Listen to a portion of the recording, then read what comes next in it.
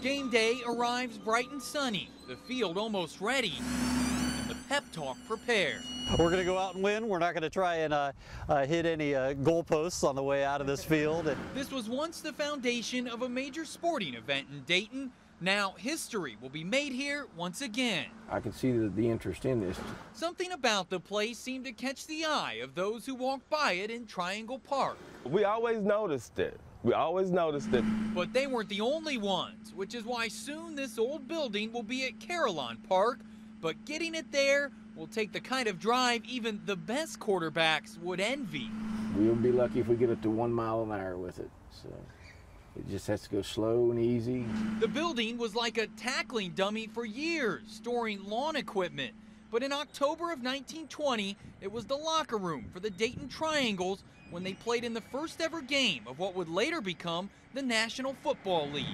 We hope once it gets to the park that it opens up a whole new audience for us. But first, they have to open up a few holes for this thing to run through. Like any good football team, the blockers were out in front, making sure nothing tripped it up. We got to get our wheels running straight when we're going up through here. Fans stood by and watched as crews made the run for daylight. It's pretty neat. But getting through downtown Dayton was a tight squeeze. It is pretty cool.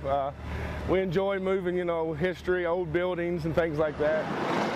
Those with Edwards House Movers say this is actually one of the smaller backfields they've put in motion, but they're excited to see the aging veteran back in action. Pretty interesting moving these historical buildings because if you don't know where you came from, how do you know where you're going? This team knows exactly where it's going. After more than an hour, it reaches the end zone with no one's bell being rung, unless you count the one at Carillon Park. Soon the building will be on display. One final victory for the Triangle.